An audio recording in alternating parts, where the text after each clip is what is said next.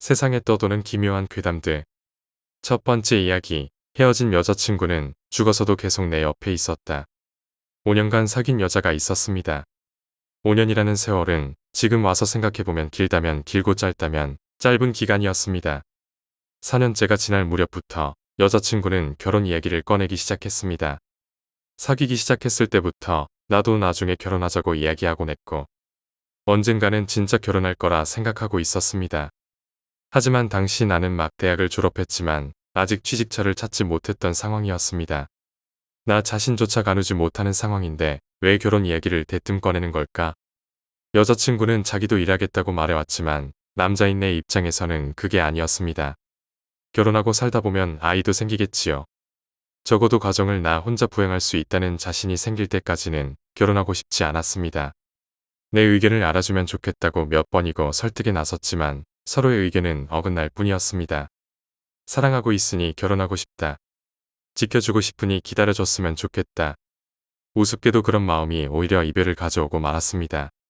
사랑을 속삭이던 입은 끝내 서로에게 더러운 말을 내뱉고 말았고 그녀가 외친 2번 다시 보기 싫어 라는 말을 마지막으로 우리 관계는 그대로 끝나고 말았습니다. 그렇게 헤어지고 반년 정도 지났을까요? 그녀에게서 전화가 왔습니다. 다시 만나고 싶다고 잊을 수 없는 사랑이라며 울며 호소했습니다. 매정할지도 모릅니다. 하지만 마지막에 터지고 말았던 큰 싸움 탓에 나는 완전히 정남이가 떨어졌던 터였습니다. 관계를 회복할 생각이 없다고 말한 뒤 나는 전화를 끊었습니다. 사흘 뒤 다시 전화가 왔습니다. 이번에는 한번 만나달라는 이야기였습니다. 만나서 얼굴을 보면 마음이 움직일 거라 여긴 거겠죠. 나는 우유부단하고 결정을 잘 못 내리는 성격이라 사귀고 있을 무렵에는 모든 결정을 여자친구에게 미루곤 했었습니다. 그런 내 성격을 잘 알고 있었기에 그런 제안을 했던 거겠죠. 물론 나는 거절했습니다. 다음 전화는 이틀 뒤였습니다. 3번째나 전화를 받으니 슬슬 기분이 나빠지더군요. 전화기에 여자친구 이름이 뜨는 것도 보기 싫어. 쿠션 아래 핸드폰을 던져넣고 없는 척하기로 했습니다. 진동이 다 울리고 멈췄나 싶으면 또 전화가 걸려왔습니다. 몇 번이고 견딜 수 없어 큰맘 먹고 핸드폰을 집어드니 부재중 통화가 30통 넘게 찍혀 있었습니다. 이쯤 되니 기분 나빠 견딜 수가 없더군요. 뭐라고 한마디 해줄 생각으로 통화 버튼을 누른 순간이었습니다. 왜 안 받는 거야? 귀에 전화기를 채 대지 않아도 들릴 정도로 심한 절규였습니다. 한심한 이야기지만 그 소리를 듣는 순간 내 분노는 순식간에 사라지더군요. 그녀의 분노를 가라앉혀야 한다는 생각뿐이었습니다. 문득 떠오른 거짓말을 그대로 말했습니다. 핸드폰을 잊어먹고 나갔다가 지금 막 돌아왔다고.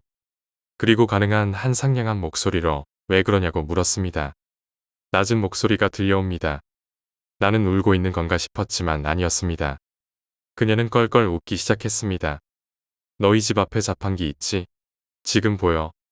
내 방에서 수십 미터 떨어진 곳에 자판기가 있습니다. 무슨 소리를 하는 건가 싶어 창밖을 바라본 순간 손에서 휴대폰이 미끄러져 떨어졌습니다. 그녀가 귀신 같은 얼굴을 한 채 눈물을 흘리며 웃고 있었습니다. 사귀던 5년간 한 번도 보지 못했던 얼굴이었습니다. 아니, 한 번이라도 봤다면 당장 이별을 고했을 거라 생각할 정도로 무서운 얼굴이었습니다. 그날 밤은 무서워서 잠을 이루지 못했습니다. 아침 해가 떠오르자 나는 겨우 살았다고 생각했습니다. 상쾌한 공기를 마시고 밝은 햇빛을 받으면 마음이 달라질 거라 여겼죠. 살짝 커튼을 열고 밖을 내다봤지만 자판기 쪽에는 아무도 없었습니다. 나는 안심하고 커튼을 활짝 열었습니다. 창문 정면 가느다란 전봇대에 기대듯 앉아 그녀는 내 방 창문을 올려다보고 있었습니다. 그리고는 나를 바라보며 미소 지었습니다. 안녕하고 입이 움직이는 듯 했습니다. 열었을 때와 마찬가지로 나는 힘껏 커튼을 닫았습니다. 귀찮은 일이 되어버렸구나 싶었습니다. 한숨이 절로 나오더군요.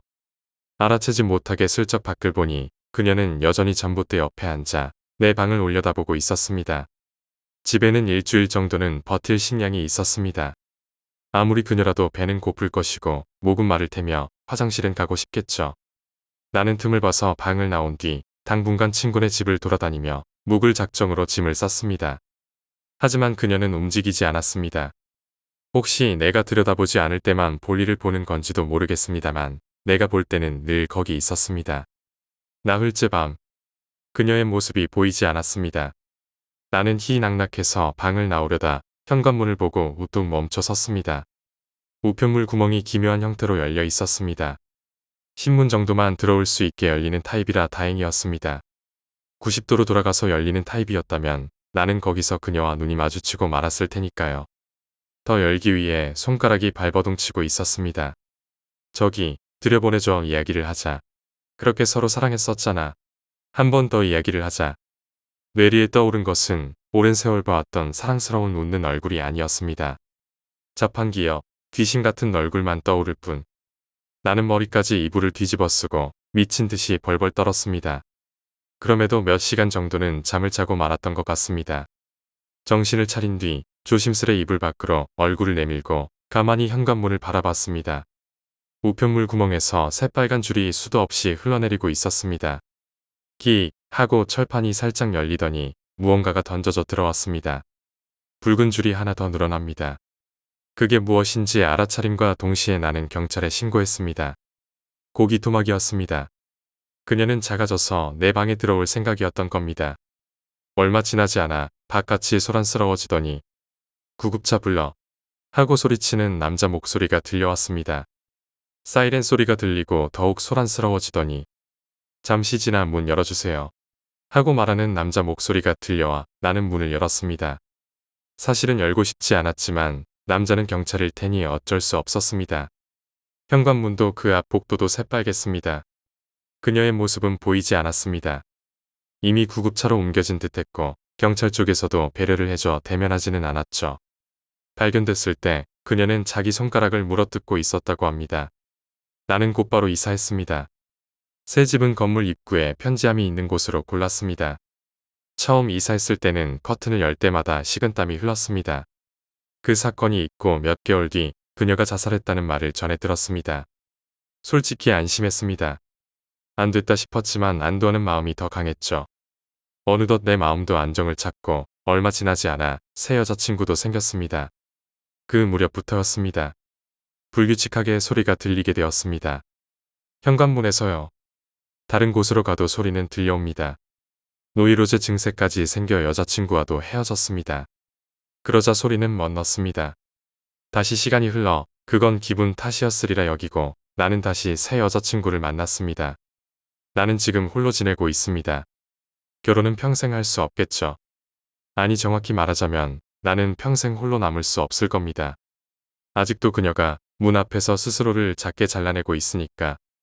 두 번째 이야기, 저주받은 화장대. 이 이야기는 내가 옛날 일하던 디자인 회사 거래처에서 알게 된 여성에게 들은 것입니다. 그녀도 나도 작은 디자인 회사에서 일하는 디자이너라 공통 화제가 많았습니다. 서로 일이 빨리 끝나면 함께 저녁을 시켜 먹기도 하고 회사에서 있었던 일들이나 장래 전망을 늘어놓으며 자주 함께하는 사이가 되었습니다.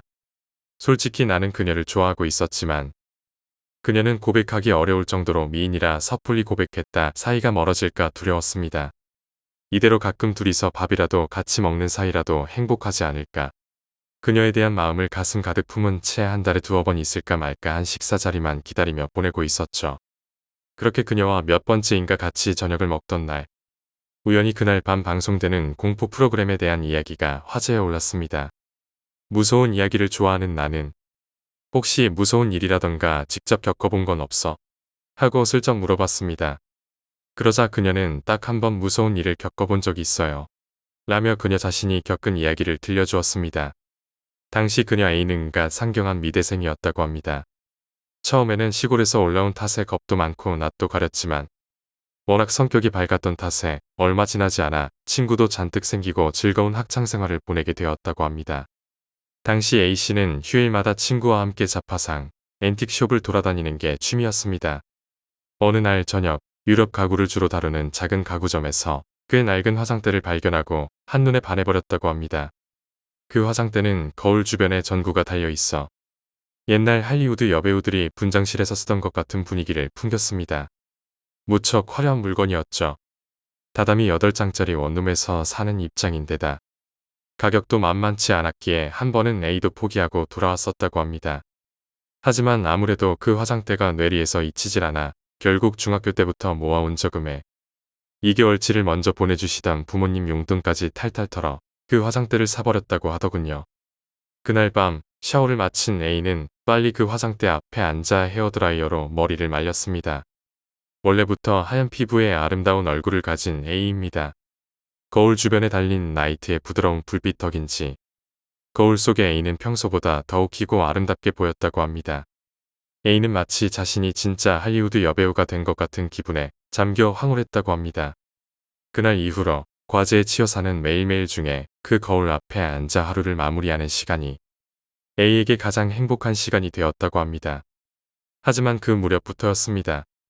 A의 성격이 조금씩 바뀌기 시작한 것은 거울 앞에 앉아있을 때를 빼면 A는 조금씩 성격이 나빠지기 시작했답니다.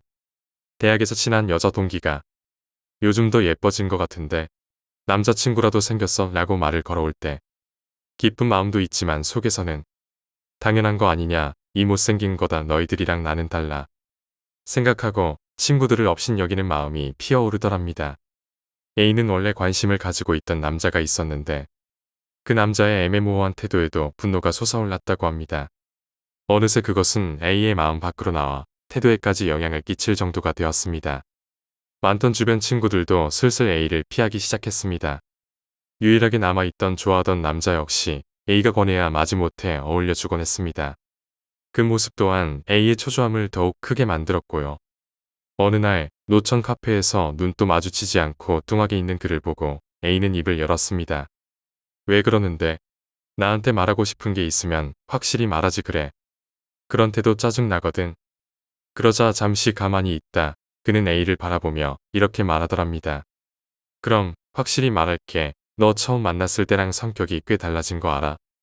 전에는 온화하고 누구하고든 상냥하게 이야기했었다고. 거기다 얼굴도. 거기서 그는 말을 멈췄습니다. 뭐라고? 내 얼굴이 뭐가 어떻다는 건데? 똑바로 말하라고. A는 소리를 빽 질렀다고 합니다. 그는 마지못해 입을 열었습니다. 그게 말이야, 성형한 거야. 다른 애들도 다 수군대고 있어. 확실히 얼굴이 바뀌었다고. 원래는 귀여웠었는데 왜 그렇게 인상이 센 얼굴이 되어버린 거야. 그가 말을 다 마치기도 전에 A는 앞에 있던 컵을 들어 그의 얼굴에 물을 끼얹고 일어섰다고 합니다. 내가 성형 같은 걸 했을 리 없잖아. 장난치지 마. 주변 사람들의 의아한 시선을 뒤로하고 화가 잔뜩 나 어지러운 머리로 A는 휘청휘청 카페 화장실에 들어섰습니다. 성형이라니 내가 왜 저런 말도 안 되는 소리를 들어야 하지.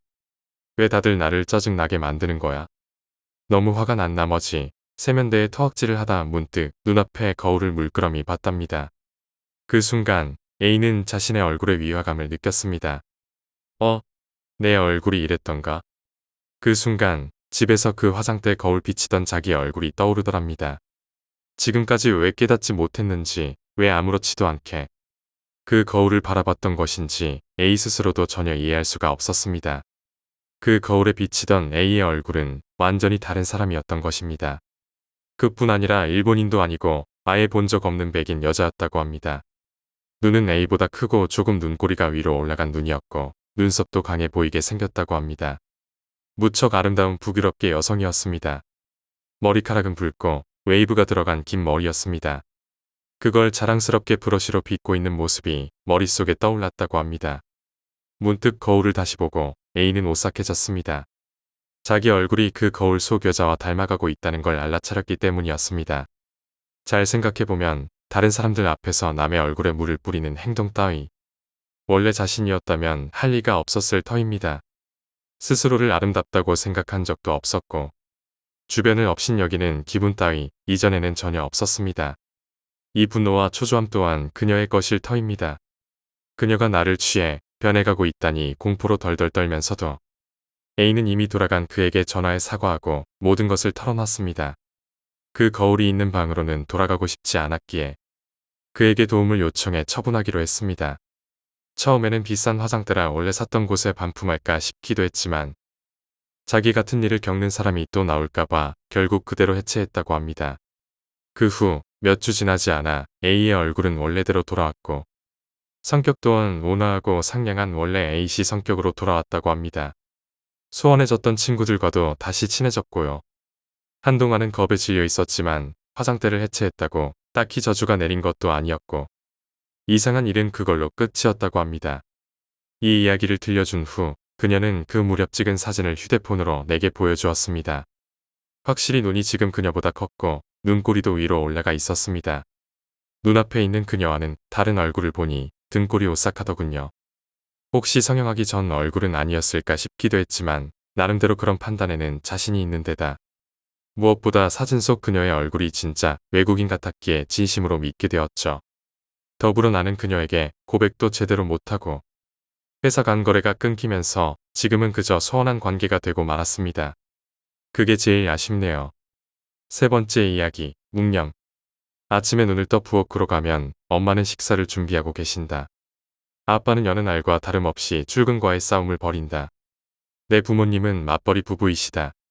두 분 다 아침 일찍 집에서 나가시면 나도 아침 일찍 집을 나선다. 내가 향하는 곳은 유치원. 둘 중 한 분이라도 퇴근을 빨리 하신다면 상관이 없겠지만 두 분 모두 아침 일찍 출근해서 저녁 늦게 돌아오기 때문에 난 언제나 유치원 종일반에 거의 붙박이었다. 누리야, 오늘은 아빠가 태워주실 거야. 엄마가 오늘은 시간이 없어서 얼른 나가봐야 돼. 밥 먹어 얼른. 난 언제나 엄마가 유치원에 바래다 주곤 하지만 가끔 이렇게 바쁜 날은 아빠가 대신해서 날 바래다 준다. 사실 난 많은 걸 바라진 않는다. 그저 작은 관심과 애정을 바라는 것뿐이지만 맞벌이를 하시는 우리 부모님께 그런 관심과 애정을 바라는 것은 어쩌면 내 욕심일지도 모르겠다. 얘가 오늘따라 왜 이래? 너 고기 좋아하잖아. 너 좋아하는 걸로 해줬는데 먹기 싫은 거야? 아무리 좋아하는 반찬을 해준다 한들 무슨 소용이겠는가? 어차피 밥을 다 먹고 나면 나는 또 지루한 유치원에 가서 하루 종일 시간을 보내야 할 텐데. 물론 유치원에 나만 있는 건 아니다. 다른 친구들도 있지만 그 친구들은 하나같이 오후 5시만 돼도 부모님이 데리러 오셔서 언제나 오후 5시가 지나면 난 혼자였다. 선생님들도 하루 종일 친구들에게 치인 탓인지 종일반인 나를 봐주진 않는다. 나도 그걸 알기에 떼를 쓰거나 칭얼거리지도 않는다. 그냥 묵묵히 혼자 구석에 앉아 장난감을 가지고 놀 뿐. 밥 안 먹고 싶어요. 나지막이 엄마한테 말을 꺼내보았다. 그러자 엄마는 미간을 잔뜩 찌푸린 채 내게 옷을 입히고 아무 말 없이 들추 않은 채 집을 나섰다. 그 뒤를 따라 아빠도 나오는 모습이 보였다. 우리는 엘리베이터를 타고 차가 주차되어 있는 지하 1층을 향해 내려가는데 그 와중에 엄마는 아빠에게 투덜투덜거리며 열심히 핀잔을 놓는 모습이 눈에 들어왔다. 대체 누굴 닮았는지 이제 좀 컸다고 투정이 늘었어. 난 아무 말 없이 고개만 숙인 채 두 분의 얼굴만 번갈아 보며 분위기만 파악할 뿐이었다. 누가 이렇게 교육을 시켰는데? 아빠도 질세라 한마디 거들고 나섰다. 그러자 엄마는 더 이상은 못 참겠다는 식으로 아빠에게 말했다. 그걸 말이라고 하니 지금 네가 돈이라도 잘 벌어오면 내가 일 안 해도 되잖아. 그럼 얘도 유치원 안 맡겨도 되고 네 입에서 나올 소리냐 지금 그게. 두 분의 싸움은 마치 가을날의 산불처럼 걷잡을 수 없이 커져만 갔다. 그러는 너는 돈을 얼마나 많이 번다고 유세야. 그리고 엘리베이터가 지하 1층에 도착했을 때 두 분의 말싸움도 끝이 났다. 난 엄마 품에 안겨 있다가 아빠에게 옮겨졌다. 엄마는 나를 아빠에게 안겨주면서 열심히 혼잣말을 중얼거렸고 아빠는 그런 엄마의 얼굴을 슬쩍 째려보며 진저리가 난다고 나지막이 입을 열었다. 이 둘의 싸움이 혹 나 때문은 아닐까? 라는 생각도 해본 나였다. 나만 아니었어도 두 분의 싸움은 시작조차 안 했을지도 모른다. 내가 태어남으로써 두 분의 계획에 차질이 생기고 그로 인한 스트레스가 하나둘 쌓이다 보니 결국 터져버렸다. 나만 없었으면 두 분이 싸울 일도 생기지 않았을 테고 보다 나은 인생을 살 수 있었을 텐데 하고 혼자 생각했다. 그러는 사이 어느새 차는 유치원 앞에 도착했고 아빠는 뒤에 타 있는 나를 아무 말 없이 들쳐 안고서 유치원 선생님께 인계했다. 짧은 한마디와 함께 오늘은 애엄마가 좀 바빠서 제가 대신 왔어요. 그러시구나. 누리 오늘도 종일반이죠? 잘 부탁드립니다. 아빠는 출근 시간이 늦어 서둘러 가야 한다며 짧게나마 인사를 마치고 간단히 목례를 한 뒤 곧장 차로 돌아갔다. 그러자 선생님은 방금 전 친절한 목소리는 온데간데 없이 싸늘한 눈빛과 목소리를 한 채 나를 친구들이 있는 공간에 덩그러니 놓고서 휙 뒤돌아가 버렸다. 유치원의 일과는 늘 똑같았다. 아침에는 비디오를 시청하며 시간을 보내고 간식 시간을 잠시 가진 뒤 오후가 되면 모두 낮잠을 자게 한다. 대부분 아이들은 선생님 말대로 각자 자리를 잡고 누워서 잠을 자고, 또 나와 같이 낮잠이 없는 아이들은 구석에 혼자 앉아 장난감을 가지고 놀곤 했다. 그러다가 서너 시간 정도가 흐르면 하나둘씩 집으로 돌아가기 시작한다. 부모님이 데리러 오기도 하고 할머니가 데리러 오기도 하고, 또 때로는 형, 누나와 같이 오는 부모도 덜어 있었다. 난 언제나 그런 모습을 보며 부러움을 금치 못했다. 친구들을 데리러 온 부모님도, 그런 부모님께 달려나가는 친구들도 모두 행복해 보였기 때문이다. 난 부모님이 데리러 와도 언제나 풀이 죽어 있었다. 내 부모님은 언제나 잔뜩 쌓인 피로감에 쩔어 녹초가 된 상태로 날 데리러 오셨기 때문이다. 그런 모습을 보면서 어찌 어리광을 피우겠는가. 하루하루가 그저 지루한 일상의 연속이기만 한 내 초라한 모습에 오늘도 고개를 숙인다. 그때였을까? 문득 유치원에 전화가 울렸고, 그 전화를 받은 원장 선생님은 상당히 난감한 표정을 짓고 있었다. 무슨 일일까 궁금해진 나는 통화 내용을 듣고 싶어 슬금슬금 선생님 곁으로 다가가 몰래 엿듣고 있었는데, 그 통화 내용의 주인공이 나라는 사실을 알기까지 그리 오랜 시간이 걸리지 않았다. 아무리 그래도 그렇죠. 아무도 없는데 어떻게 하시려고요. 여기가 무슨 당직 선생이 있는 학교도 아니고 저희도 감당하기 힘들어요. 상대는 엄마였다. 아무래도 나를 데리러 올 생각이 없는 듯 보였다. 하루만 유치원에서 재워주면 안 되냐는 질문을 받고, 원장 선생님은 난감해하는 얼굴로 인상을 찌푸리고 계셨다. 나는 고개를 숙인 채 내가 원래 있던 자리로 가려고 했지만, 문득 유치원의 현관이 열려있는 모습이 눈에 들어왔다. 나는 아무 생각 없이 냅다 뛰어 유치원을 벗어났다. 내 뒤에선 원장 선생님이 열심히 나를 부르는 목소리가 들려왔지만 신경 쓰지 않고 그저 유치원을 나왔다. 행여 선생님께 잡힐세라 얼른 뛰어서 집과 최대한 먼 곳으로 뛰었다. 어차피 부모님은 이제 날 버릴 게 분명했으니까. 부모님이 날 안 버린다 해도 유치원에선 어쩔 수 없는 선택이라는 듯 나를 센터로 보낼 테고, 그곳에 가면 분명 날 안락사로 죽일 게 뻔하니까 라는 생각에 잠겨 걷고 또 걸었다. 나는 당신의 유기견입니다. 네 번째 이야기, 비 내리는 밤의 약속. 어느 비 내리는 밤이었다. 창밖에서는 빗방울이 유리창을 두드리며 기분 좋게 울리고 있었다. 도시는 조용했다. 거리는 빗물에 젖어 반짝였고 거리에 설치된 가로등이 빛을 발하면서 그 위로 물방울들이 떨어져 내렸다. 그런 밤에는 어쩐지 외로움이 더 짙게 느껴지곤 했다. 그리고 그런 외로움 속에서 사람들은 과거를 회상하게 마련이었다. 나는 그날도 어김없이 사무실에 앉아 있었다. 야근이 일상이 된 지 오래였고 집보다 사무실이 더 익숙한 공간이 되어버렸다. 책상 위에는 산더미같이 쌓인 서류들과 한켠에 놓인 커피잔이 있었다. 커피는 이미 식어버린 지 오래였지만 나는 그것을 다시 데울 생각조차 하지 않았다. 어차피 내일도 똑같은 일이 반복될 테니까. 그날 밤도 역시나 그런 날 중 하나였다. 시간은 새벽을 향해 가고 있었고 나는 여전히 컴퓨터 화면을 응시하며 손가락을 움직이고 있었다. 그런데 그때 휴대폰이 울렸다. 화면을 확인하니 미진이라는 이름이 떠 있었다. 그녀는 오랜 친구였다.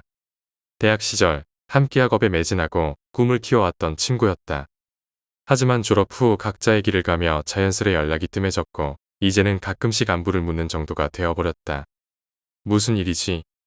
나는 속으로 생각하며 전화를 받았다. 늦은 밤, 아니 새벽에 걸려온 전화라 무슨 급한 일이라도 있는 건지 걱정이 앞섰다. 지훈아, 나야. 미진의 목소리는 어딘가 지친 듯했다. 그녀는 말을 잇지 않고 잠시 침묵했다. 미진아, 무슨 일이야? 왜 이런 시간에?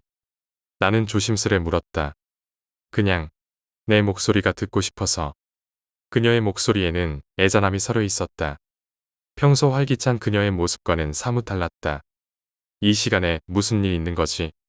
나는 다시 물었다. 미지는 한숨을 내쉬며 말을 이어갔다. 지훈아, 오늘 밤 잠깐 볼 수 있을까? 그녀의 말에 나는 잠시 망설였다. 하지만 미진이 나에게 이렇게 요청하는 건 흔치 않은 일이었다. 그래서 나는 별다른 생각 없이 고개를 끄덕였다. 그래, 어디로 갈까? 우리 옛날에 자주 가던 카페, 기억나? 그곳에서 만나자. 그녀는 그렇게 말하고 전화를 끊었다. 나는 고개를 갸우뚱했다. 옛날에 자주 가던 카페라니. 대학교 시절 시험이 끝나면 자주 들렀던 그 카페를 말하는 건가? 하지만 그곳은 이미 오래전에 문을 닫았을 텐데. 이상한 기분이 들었지만 나는 곧바로 코트를 걸치고 사무실을 나섰다. 비는 여전히 내리고 있었다. 도시는 어둠과 고요 속에 잠겨 있었다. 나는 우산을 쓰고 미진이 말한 그 카페로 발걸음을 옮겼다. 그곳은 대학가에 위치한 작은 카페였다. 옛날에는 항상 학생들로 북적였지만 요즘은 그리 많은 사람들이 찾지 않는 곳이었다. 카페에 도착했을 때 나는 놀랐다. 분명 문을 닫았을 것이라고 생각했던 카페는 여전히 그 자리에 있었다. 간판은 빛바래고 창문에는 먼지가 쌓여 있었지만 어딘가 익숙한 분위기가 느껴졌다. 나는 문을 열고 안으로 들어갔다. 카페 내부는 생각보다 어둡고 조용했다. 손님은 없었고 그저 바에서 일하는 남자 직원 한 명만이 있을 뿐이었다. 나는 주위를 둘러보며 미진을 찾았다. 그녀는 창가 자리에 앉아 있었다. 그녀의 얼굴은 피곤해 보였고 눈가에는 어딘가 서글픈 표정이 담겨 있었다. 미진아, 오랜만이야. 나는 미소 지으며 그녀에게 다가갔다. 그래, 오랜만이야. 그녀도 힘겹게 미소를 지어 보였다. 하지만 그 미소는 어딘가 슬퍼 보였다. 무슨 일이야? 왜 이렇게 갑자기 만나자고 한 거야? 나는 걱정스러운 눈빛으로 그녀를 바라보았다. 미진은 잠시 말을 잇지 못하고 나를 바라보았다. 그러다 고개를 숙이며 조용히 입을 열었다. 사실은 내게 말하지 못한 게 있어. 그녀의 목소리는 떨리고 있었다. 나는 무슨 일이 벌어진 것인지 궁금해졌다. 말 못한 게 뭐야? 무슨 일인데? 오래전부터 아팠어. 아주 오래전부터. 그녀의 말에 나는 숨을 멈췄다. 아팠다니. 미진이 아팠다는 말을 들어본 적이 없었다. 나는 놀란 표정으로 그녀를 바라보았다. 아팠다고? 미진아, 무슨 소리야? 어디가 아팠던 거야? 그녀는 힘겹게 고개를 들었다. 처음엔 그저 피곤한 줄만 알았어. 하지만 시간이 지나면서 점점 더 심해졌어. 병원에 갔을 때는 이미 늦었더라. 암에 걸렸어. 그 순간 나는 숨이 막히는 듯한 기분이 들었다. 암이라니. 그녀가 이런 이야기를 하고 있다는 사실이 믿기지 않았다. 암이라니. 언제부터야? 1년 전이었어. 병원에서는 이미 사기라고 했어. 치료를 받았지만 효과는 없었어. 그래서 이제 더는 치료받지 않기로 했어. 나는 말을 잇지 못했다. 그녀가 겪고 있는 고통과 슬픔이 느껴졌고 그동안 그녀가 얼마나 힘들었을지 상상이 되지 않았다. 왜 나한테 말하지 않았어? 왜 혼자서 그걸 다 견뎌야 했어? 말하고 싶지 않았어. 너한테 이런 짐을 지우고 싶지 않았어. 그녀는 조용히 말했다. 나는 할 말을 잃었다. 그녀가 그동안 얼마나 고통스러웠을지 생각하니 가슴이 아팠다. 미진아, 난 너의 친구야. 혼자서 그런 걸 견디게 둘 순 없어. 내가 도와줄 수 있는 건 뭐든 말해줘. 그녀는 고개를 저었다. 지훈아, 이제 늦었어. 내가 여기 온 이유는 내가 마지막으로 보고 싶었어. 내가 나에게 소중한 사람이었으니까. 나는 그녀의 말을 들으며 눈물이 고였다. 그녀는 이렇게 마지막을 준비하고 있었던 것이다. 그리고 그 마지막 순간에 나를 찾아왔다는 사실이 마음을 아프게 했다. 미진아, 제발 그렇게 말하지 마. 우리가 뭘 할 수 있을지 모르겠지만 무언가 방법이 있을 거야. 포기하지 말자. 그녀는 슬프게 웃었다. 고마워, 지훈아. 하지만 난 이제 지쳤어. 싸우는 것도, 견디는 것도. 이제 그만하고 싶어. 나는 그녀의 손을 잡았다. 그녀의 손은 차가웠다. 그럼, 내가 내 옆에 있을게. 끝까지 함께 할게. 혼자 두지 않을게. 그녀는 고개를 끄덕이며 작은 목소리로 말했다. 고마워. 하지만 지금은 혼자 있고 싶어. 내가 마지막으로 가고 싶은 곳이 있어. 나는 그녀의 말을 들으며 머릿속이 복잡해졌다. 어디로 가고 싶은데? 우리 옛날에 자주 갔던 그 언덕, 기억나? 그곳에 가고 싶어. 마지막으로 그곳에서 시간을 보내고 싶어. 나는 그녀의 요청을 들어주고 싶었다. 하지만 그녀를 혼자 보낼 수는 없었다. 혼자 가면 안 돼. 내가 같이 갈게. 하지만 그녀는 고개를 저었다. 지훈아, 부탁이야. 나 혼자 가게 해줘. 그게 내 마지막 소원이야. 나는 결국 그녀의 요청을 받아들일 수밖에 없었다. 알겠어. 하지만 무슨 일이 생기면 바로 연락해. 내가 바로 달려갈게. 그녀는 미소를 지으며 고개를 끄덕였다. 고마워, 지훈아. 너는 항상 나에게 좋은 친구였어. 나는 그녀를 바라보며 눈물이 흐르는 것을 느꼈다. 그녀가 문을 열고 나가는 뒷모습을 보며 나는 속으로 기도했다. 그녀가 평안히 갈 수 있기를. 그리고 그날 밤 그녀는 다시 돌아오지 않았다. 그 후로 나는 그녀의 소식을 들을 수 없었다. 그녀가 마지막으로 간 그 언덕에서 무슨 일이 있었는지, 그녀가 어떻게 되었는지 아무도 알지 못했다. 하지만 나는 그녀가 이제는 고통에서 해방되었을 거라고 믿고 싶었다. 그녀는 평생을 긍정적으로 살았고 마지막까지도 그러려고 했으니까. 몇 달이 지나고 나는 다시 일상으로 돌아가려 노력했다. 하지만 미진의 빈자리는 여전히 내 마음속에 깊게 남아 있었다. 그녀와 함께했던 추억들이 떠오를 때마다 나는 그녀를 그리워했다. 비 오는 밤이면 특히 그녀의 목소리가 들리는 듯했다. 마치 그녀가 내 곁에 있는 것처럼. 어느 날 나는 우연히 그녀가 자주 가던 카페를 다시 찾았다. 그곳에는 아직도 그녀의 흔적이 남아 있었다. 그녀가 자주 앉던 자리, 그녀가 좋아했던 커피, 모든 것이 그대로였다. 나는 그곳에서 한참을 앉아 있었다. 그리고 문득 그녀가 내 옆에 있는 듯한 기분이 들었다. 미진아, 잘 지내고 있지? 나는 속으로 물었다. 그녀는 대답하지 않았지만 어딘가에서 나를 지켜보고 있을 것 같았다. 그녀의 기억은 여전히 내 마음속에 살아 있었다. 그리고 그날 이후로 나는 비 오는 밤마다 그녀를 떠올리곤 했다. 그녀와 함께했던 시간들, 그녀의 웃음소리, 그녀의 따뜻한 말들. 그것들은 이제 나에게 소중한 추억이 되었다. 미진아, 너는 이제 고통에서 해방되었겠지. 나는 너를 항상 기억할 거야. 내가 마지막으로 남긴 그 말들, 나는 잊지 않을 거야. 너는 내 인생에서 가장 소중한 친구였고, 나는 너를 영원히 기억할 거야. 그리고 비 오는 밤이면 나는 여전히 그 카페에 앉아 너를 떠올리겠지. 너의 따뜻한 미소, 너의 밝은 목소리, 모든 것이 그리워질 거야. 미진이 떠난 후 나는 오랫동안 그날 밤의 기억을 되새겼다. 그녀와의 마지막 대화, 그녀의 고통스러운 눈빛, 그리고 그녀가 떠나던 뒷모습이 눈앞에 생생히 떠올랐다. 그녀가 선택한 길을 존중하면서도 그녀를 혼자 보내야 했다는 사실이 마음을 무겁게 짓눌렀다. 시간은 흘렀지만 미진의 빈자리는 쉽게 채워지지 않았다. 매일같이 그녀의 소식을 기다렸지만 그녀는 끝내 연락을 주지 않았다. 그리고 나는 그녀가 다시는 돌아오지 않을 것이라는 사실을 점차 받아들이게 되었다. 어느 날 나는 우연히 미진이 마지막으로 간다는 그 언덕을 찾기로 마음먹었다. 대학 시절 우리는 그곳에서 많은 시간을 보냈다. 공부에 지칠 때면 그 언덕에 올라가 도심을 내려다보며 서로의 꿈을 이야기했다. 그 언덕은 우리에게 특별한 장소였고, 그래서 그녀가 마지막으로 그곳에 가고 싶다고 말했을 때 나는 그 의미를 이해했다.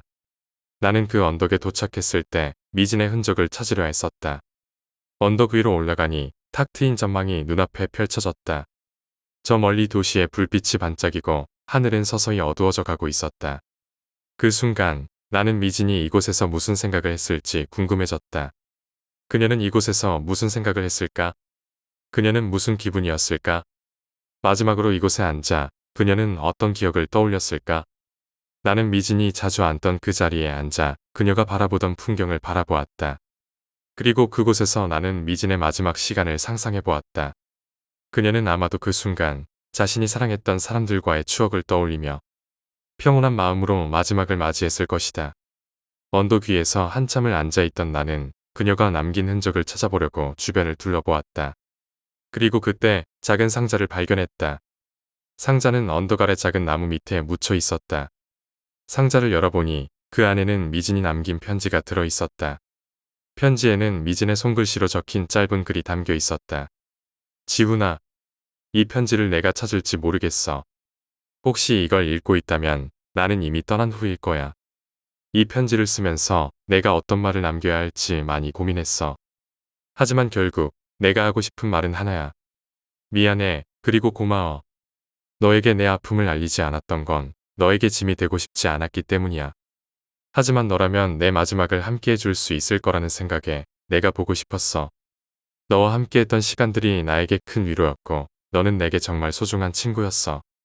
내가 떠난 후에도 나를 기억해주면 좋겠어. 그리고 너의 인생을 살아가면서 나와의 추억을 좋은 기억으로 남겨주길 바래. 나는 이제 더 이상 아프지 않고 평온해. 그러니 너도 나를 떠올릴 때 슬퍼하지 않았으면 해. 언젠가 다시 만날 날이 올 거야. 그때까지 너의 삶을 행복하게 살아가길 바래. 내가 행복하길 바라면서 나는 이만 떠나려고 해. 지훈아, 고마웠어. 그리고 안녕. 편지를 읽으며 나는 눈물을 참을 수 없었다.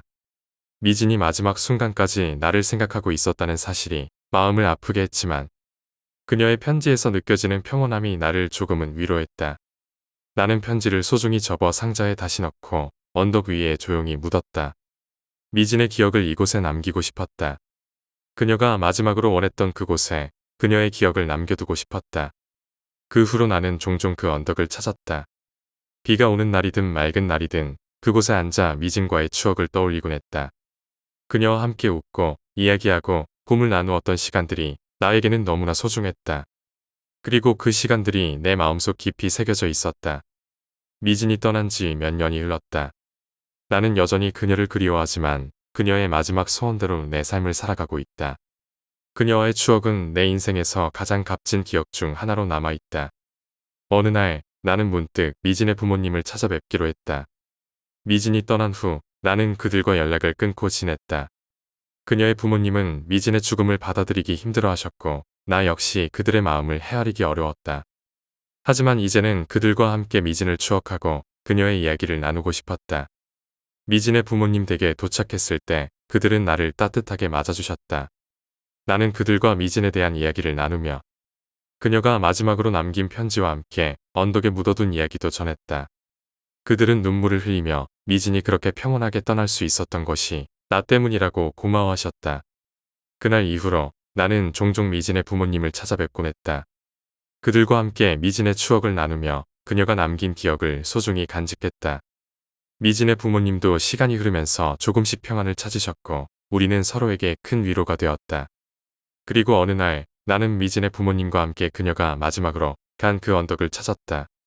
우리는 그곳에서 미진을 추억하며 그녀가 마지막으로 남긴 편지와 함께 그녀의 기억을 기렸다. 그곳에서 우리는 미진이 평안히 쉬고 있음을 느꼈고 그녀를 위해 묵념을 올렸다. 미진이 떠난 후 나는 많은 것을 배웠다. 삶은 유연하고 그 안에서 우리가 할 수 있는 최선은 사랑하는 사람들과 함께하는 시간을 소중히 여기는 것이다. 미진은 나에게 그 사실을 가르쳐 주었고 나는 그 가르침을 평생 간직할 것이다. 비 오는 밤이면 나는 여전히 그 언덕을 찾아 미진을 떠올린다. 그녀와 함께했던 시간들, 그녀가 남긴 말들, 그리고 그녀가 내게 준 소중한 가르침을 되새기며 나는 그녀를 기억한다. 미진아, 너는 이제 고통에서 해방되었겠지. 나는 너를 항상 기억할 거야. 내가 마지막으로 남긴 그 말들, 나는 잊지 않을 거야. 너는 내 인생에서 가장 소중한 친구였고 나는 너를 영원히 기억할 거야. 그리고 비 오는 밤이면 나는 여전히 그 언덕에 앉아 너를 떠올리겠지. 너의 따뜻한 미소, 너의 밝은 목소리, 모든 것이 그리워질 거야. 하지만 나는 내가 평안히 쉬고 있기를 바랄게.